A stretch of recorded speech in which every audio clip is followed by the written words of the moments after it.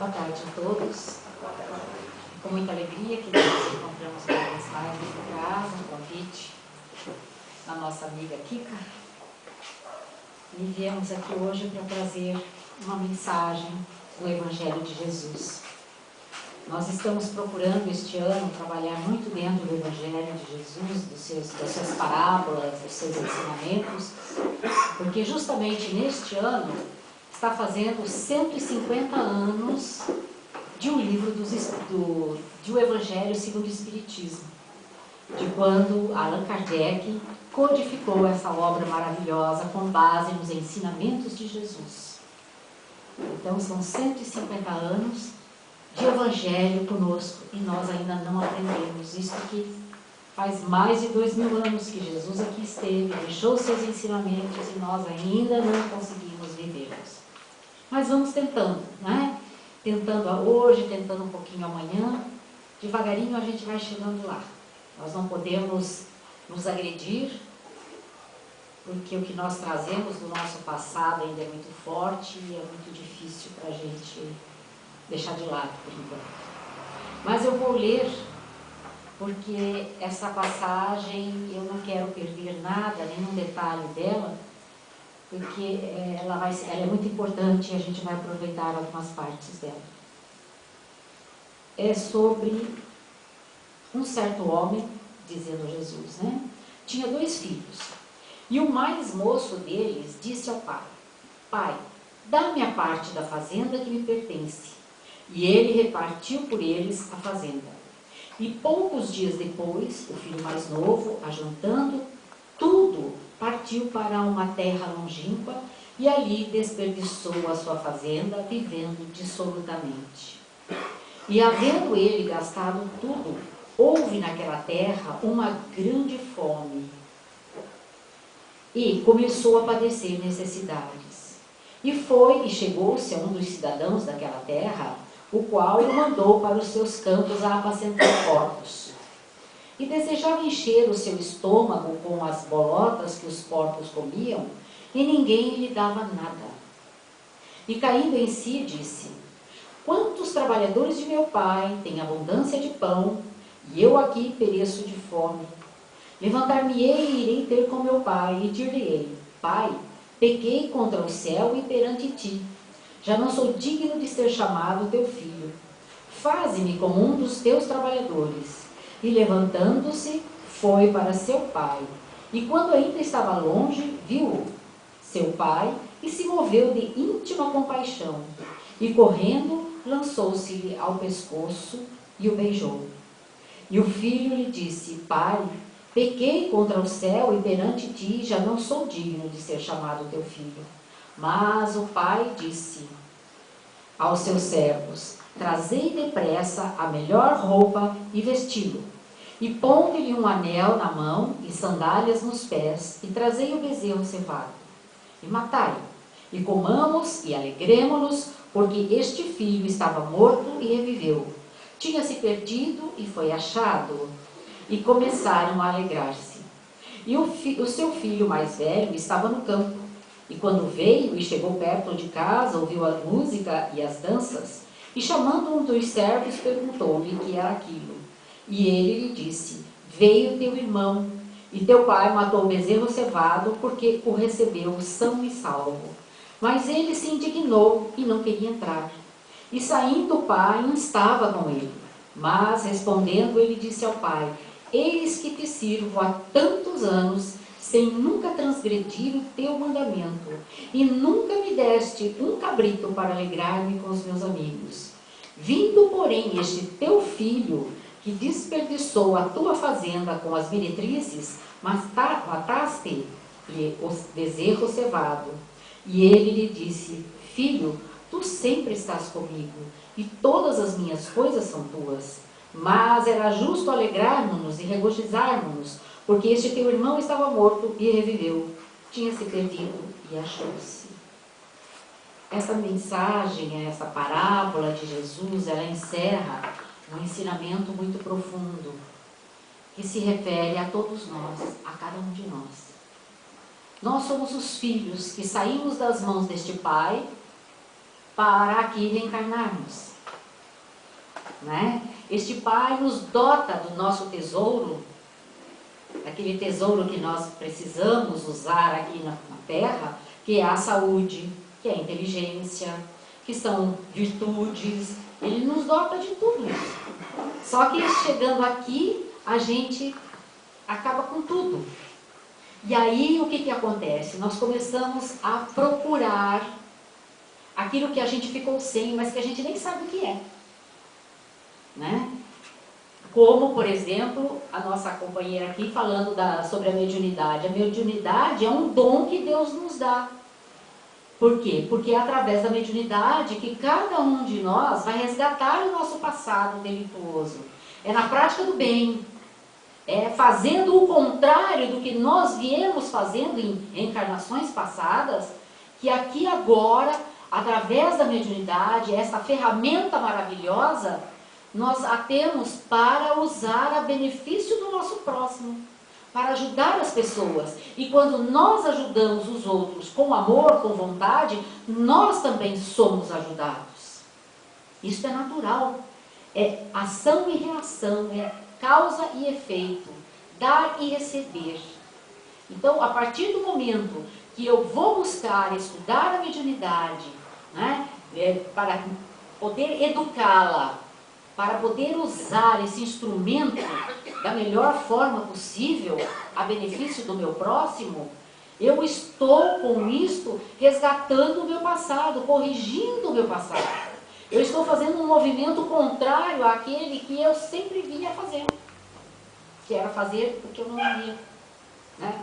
E assim, aqui o filho pródigo, que essa parábola ela tem por nome o filho pródigo, mas a gente observa que muitos palestrantes vêm e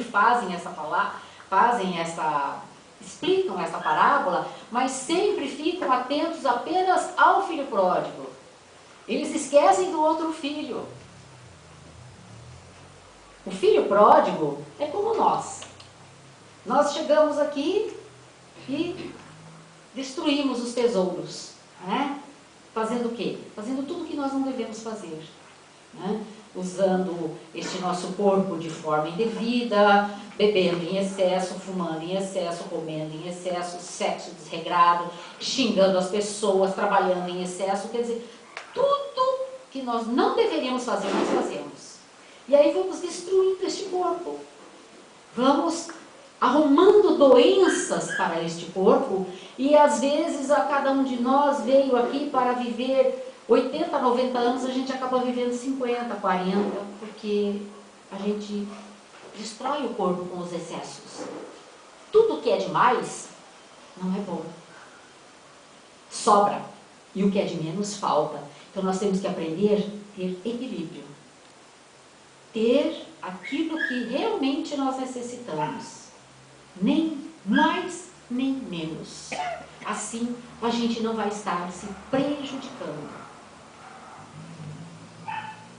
Então, vejam bem, que esse filho vai para uma terra distante, gasta tudo que ele havia recebido de herança desse pai dele, que na história aqui se refere a Deus, como se fosse Deus, esse pai. E aí, houve a grande fome, e ele começa a passar necessidades. E aí, o que ele acontece? Ele conversa com uma pessoa da cidade, e essa pessoa lhe oferece o trabalho de cuidar dos porcos, que naquela época era uma coisa humilhante, porque porco para os judeus sempre foi animal imundo. E ele foi ter que cuidar dos porcos. E lá ele tinha fome. E eles não davam, nem a lavagem que eles davam para os porcos comerem, eles não davam para ele. E ele queria, ele se sujeitaria a comer aquela lavagem, aquela comida dos porcos, porque ele estava passando fome, e mesmo assim não lhe deram.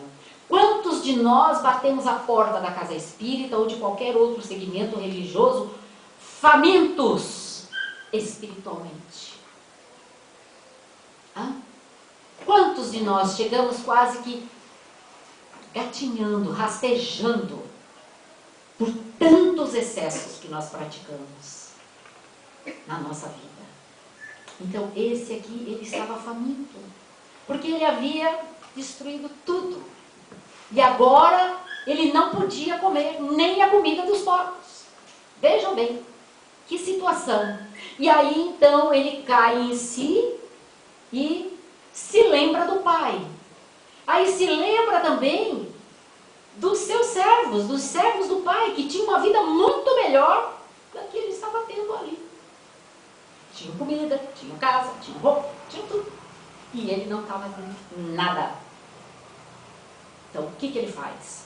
Ele se levanta, ele faz o movimento de levantar-se e ir em direção à casa do pai.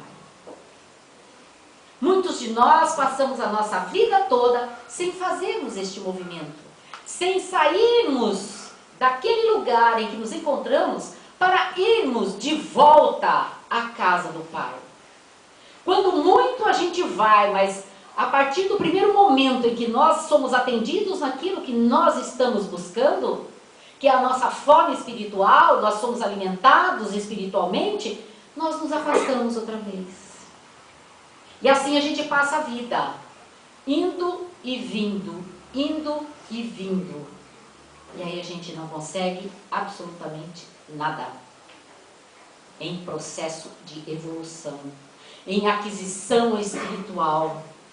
Porque nós nunca mantemos aquele processo de trabalho, de aprendizado que cada um de nós tem que buscar ter. E ele volta para a casa do pai, vejam bem. E este pai o vê de longe e o vai encontrar. Assim faz Deus. Quando a gente volta, quando a gente cai em si e vê que nós não estávamos num caminho correto, que nós estamos famintos e nós vamos para Deus, Deus não nos nega ajuda. Ele nos recebe de braços abertos. Sempre, sempre, sempre. Porque nós somos ainda muito ignorantes. Nós somos muito incipientes na área espiritual da vida. E por isso, por Deus nos conhecer profundamente e saber que nós ainda somos crianças espiritualmente também, Ele nos recebe. Como nós recebemos os nossos filhos. Eles fazem uma arte, aprontam, né? Mas quando eles vêm para dentro de casa, ai que alegria, a gente beija, abraça aquele filho com todo amor. Deus faz o mesmo conosco. Ele nos recebe sempre com este amor maravilhoso. E o outro filho? O outro filho, ninguém fala dele. Mas esse outro filho, analisando dentro da psicologia profunda de Joana de Ângeles Espírito, que escreve através da psicografia de Divaldo Pereira Franco, a gente vai observar que o outro filho é muito pior do que este. Porque este filho chegou e pediu ao pai a herança. O pai lhe deu, ele foi honesto com o pai. Pai, eu quero a herança porque eu quero sair para o mundo, eu quero conhecer o mundo, eu quero conhecer a vida, eu quero conhecer outros lugares, outras pessoas. E aí ele foi. Mas chegando lá, ele viu que ele estava num caminho equivocado. Então ele resolve voltar e se arrepende, ele volta arrependido, totalmente arrependido, tanto que ele diz que ele não era mais digno de ser chamado filho daquele pai. Veja o reconhecimento que ele tem do seu erro. Não é? E o outro filho? O outro filho se revolta com o pai. Porque o pai recebeu aquele outro filho e ele que sempre esteve ali junto com o pai, não havia ganhado nem um cabrito para comemorar com seus amigos. E o pai diz para ele, mas você sempre esteve comigo. Ele sempre esteve com o pai por conveniência. Ele sempre trabalhou para o pai por conveniência. Ele vestia aquela máscara de filho bom, de filho correto, para enganar ao pai, para que o pai pensasse que ele era um bom filho. Vejam que ele vinha já há muito tempo vivendo dessa forma. Ele não foi honesto. Só que naquele momento a sua máscara caiu. Porque a sua revolta e a sua rebeldia em não entrar em casa e participar da festa, da comemoração, faz ele se mostrar realmente como ele era, sem máscaras. Como nós muitas vezes fazemos. Quantas vezes nós temos relacionamentos de amizade, relacionamentos familiares, usando máscaras. Nós adoramos fazer o papel de bonzinho. Não é bom, né? Que a pessoa fala, olha lá, olha a Iraci, como ela é boa. Ela é uma pessoa fenomenal. Mas ao primeiro sinalzinho de contrariedade, a Iraci chuta o pau da barraca, não é? Roda a baiana e aí ela se mostra, ela perde, derruba a máscara dela e mostra para as pessoas quem realmente ela é. E é assim com todos nós. O correto é nós mostrarmos para as pessoas e vivermos, para não nos iludirmos, vivermos como realmente nós somos. Falhos, equivocados. Nós ainda mais erramos do que acertamos, porque estamos num processo de aprendizado. Quando nós recebemos um funcionário, por exemplo, numa empresa, temos uma empresa e recebemos um funcionário. Ele vai passar por um processo de treinamento, não é? E nesse processo de treinamento, como ele ainda não tem a prática para executar aquela tarefa, ele vai se equivocar, ele vai cometer erros. Isso é normal, é natural. Até chegar o momento que ele não vai mais cometer erros. Então ele será admitido mesmo verdadeiramente na empresa. Porque agora o seu trabalho vai sair bem feito. Porque ele aprendeu. Assim somos nós. Nós temos que ter essa consciência de quem realmente nós somos. Porque nós observamos muitas pessoas, a gente que já está dentro da doutrina espírita há muito tempo, se bem que também às vezes tem espíritas que fazem esse tipo de coisa. A gente que já está dentro da doutrina, que já adquiriu bastante conhecimento através da doutrina, dos ensinamentos, dos livros que a gente lê, a gente observa que a gente não pode mais usar máscara. É nos falado muito que nós temos que ser sempre aqui dentro do centro uma pessoa, lá na rua essa mesma pessoa, e na nossa casa a mesma pessoa, onde nós estivermos, sermos sempre a mesma pessoa. Mas não é o que acontece, a grosso modo. A gente observa que aqui dentro, ai minha querida, como você é querida, boazinha, beijinho pra cá e beijinho pra lá, chega lá em casa, já entra chutando a porta, já xingando o marido, xingando o filho, xingando a esposa, brigando com todo mundo. Não é correto. Mas eu estou dentro da minha casa, ninguém está vendo. Não, será? Nós nos esquecemos que nós temos uma galera muitas vezes grande espiritual a nos seguir os passos e que nós não os vemos, mas eles veem tudo o que nós fazemos. E eles sabem que a gente não é santinho como a gente pensa que é. Vejam bem. Então nós temos que nos mostrar para eles, não somente aqui dentro, uma pessoa correta, uma pessoa íntegra, uma pessoa do bem. Nós temos que ser na nossa vida. E isto inclui todos os lugares onde nós passarmos. Não adianta colocar máscaras, eles veem. A espiritualidade superior, os espíritos inferiores, todos eles vêm. Então não adianta. Quantas vezes dentro do trabalho mediúnico chegavam espíritos para dizer para nós, aqui ó, não adianta aqui vir ficar fazendo santinho não, eu sei quem você é, eu sei o que você faz lá fora. Vejam bem, tirava a nossa máscara. E a gente então tem que aprender que nós temos que ter sempre a mesma postura onde nós estivermos. Nós não podemos vestir uma carinha de bonzinho aqui, lá fora de malzinho, e outro de desregrado. Não, não. temos que ter a mesma cara, o mesmo rosto sempre. As mesmas atitudes sempre, onde quer que nós estivermos. Esta parábola, ela vem nos ensinar essa busca desse tipo de comportamento. Porque nós estamos aqui, no planeta Terra, internados como se aqui fosse um imenso hospital. Todos nós somos doentes. Uns mais, outros menos. Aqueles mais doentes são esses nossos irmãos que a gente vê aí na mídia, na rua, andando armados, né? Vendendo drogas, matando, roubando. Porque é assim, a pessoa egoísta, a pessoa psicótica, que no caso essas pessoas são, elas não têm sensibilidade nenhuma. Elas não conseguiram desenvolver a sensibilidade. Então elas chegam e, por exemplo, querem aquela câmerazinha ali que a Kika está usando. Eu quero, não quero saber se ela vai me dar, se ela não vai me dar. Se ela me der por bem, tudo bem. Se ela não me der, eu mato ela. E essa dela, pronto, eu pego.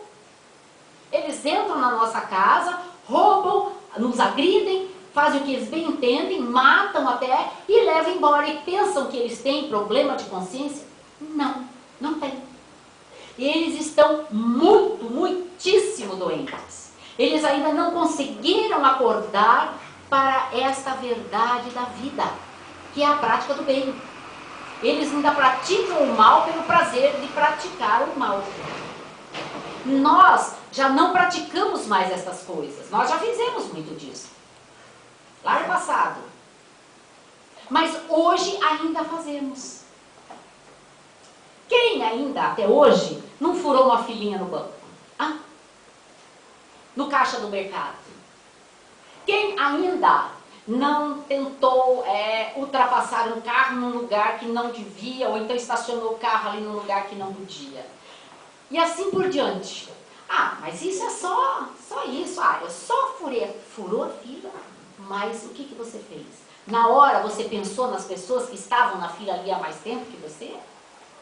Pensou que poderia ter alguém doente ali na fila, esperando ansiosamente para ser atendido no caixa e ter que ir embora logo para casa? Pensou que talvez poderia ter uma pessoa ali com muita pressa, que teria um compromisso logo em seguida, e a gente pegou a vez dela? Porque a gente vê as pessoas fazendo esse tipo de coisa. Então são nessas mínimas coisas. Eu não queria misturar, não é misturar, mas é um exemplo. Nós hoje estamos vendo nas redes sociais, na mídia, aquela coisa, falando do governo, porque o nosso governo rouba, porque ele faz isso, porque faz aquilo outro, coisa e tal.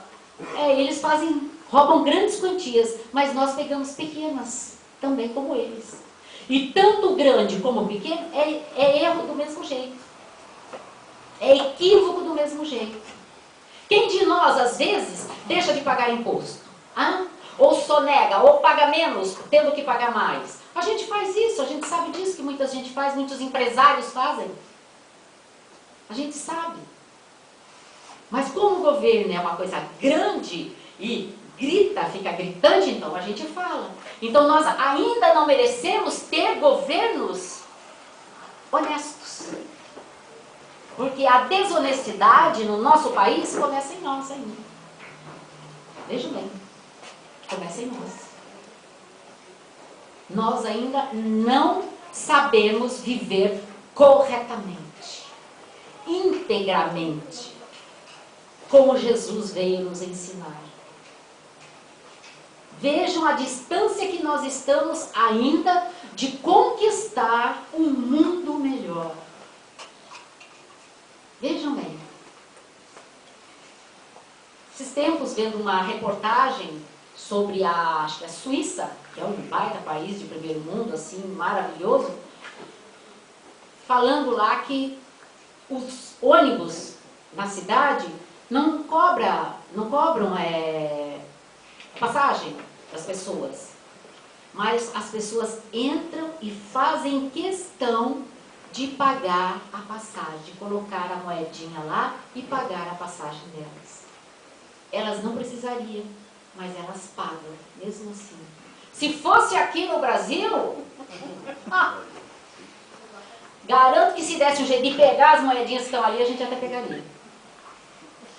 Então, vejam bem como nós nos comportamos. Aí nós queremos um governo que não rouba, que não nos engana, que não faça tudo que estão fazendo aí com a gente. Temos que mudar nós primeiro. Para refletir no todo. Nós somos peças do país todo nosso. Então nós temos que começar a agir de forma diferente. Viver de forma liberta. Porque cada ato que nós praticamos, que batem de frente com as leis de Deus, nós vamos nos prendendo. Nós vamos nos tornando escravos daquilo. E estamos, consequentemente, arrumando situações dificultosas para o nosso futuro. Porque viva hoje de forma que amanhã tu não tenhas compromissos com as leis de Deus. Olhem bem. Viva o hoje de forma que no futuro não tenhas compromissos com as leis de Deus. O que quer dizer isso? Para que o hoje eu viva esse dia corretamente, dentro das leis de Deus, para que eu lá no futuro não tenha que corrigir este dia de hoje. Por que muitas pessoas reclamam? Ai, meu Deus, como eu sofro. Ai, tudo acontece comigo. Ai, porque eu não consigo isso. Ai, porque eu vou arrumar um emprego, eu não consigo trabalho, não sei o quê, não sei o quê. A pessoa fica só reclamando. Mas ela não sabe o que ela fez lá atrás. Ela se esquece, né? Porque a gente chega aqui esquecidos do que a gente fez, do que a gente viveu lá no nosso passado. E sabem por quê? Porque se hoje nós soubéssemos, nós enlouqueceríamos. Nós não iríamos conseguir mudar uma vírgula da nossa vida, porque nós iríamos ficar desesperados. Olhem a misericórdia de Deus. Porque Deus às vezes nos coloca numa família onde ali estão os nossos maiores adversários do passado. Quantas vezes irmãos estão ali e quase se matam, se engalfinham, brigam. Quantas vezes está ali o casal, o marido e a mulher, os dois quase se matam. Pai e filhos, da mesma forma. Por quê? O que é isso? Por que um odeia tanto o outro? Dá uma voltinha lá atrás e vai ver o que um fez para o outro. Não é? Por que hoje eu vivo na miséria? No passado, de repente, eu tive muito e nunca me preocupei em dar nada para ninguém. Aqueles que trabalhavam para mim, eu nunca paguei como deveria ter pago. O que eles mereciam. Então, hoje, eu sofro as consequências dos meus atos. Todos nós. Ninguém é culpado pelo nosso sofrimento. Nós sempre colocamos a culpa em alguém. Não. A culpa da nossa dor, do nosso sofrimento, é única e exclusivamente criação nossa. Vejam bem. Portanto, nós podemos fazer a nossa felicidade. Vamos parar de fazer a nossa infelicidade. Vamos começar a cuidar melhor de nós. Vamos nos amar realmente como deveríamos nos amar. Não egoisticamente, mas nos amarmos. Fazendo tudo aquilo que uma pessoa de bem deve fazer. Isso é amor a si mesmo. Isso é amor a si mesmo. Para que a gente não se comprometa mais com as leis de Deus. Se está difícil agora, nós podemos aliviar um pouco, mudando a partir de hoje o nosso comportamento. Deixando de ser aquele filho pródigo para nos tornarmos um bom filho ao Pai. Vivendo os seus ensinamentos. Os ensinamentos que Jesus nos deixou. Vamos buscar fazer isso. Eu lhes garanto, muita coisa vai mudar, muita coisa vai melhorar. E se não melhorar imediatamente, nós já estaremos plantando para nossa futura reencarnação situações muito melhores para viver. Que a paz e o amor do Cristo Jesus nos envolva e nos acompanhe sempre. E obrigada pela atenção a todos.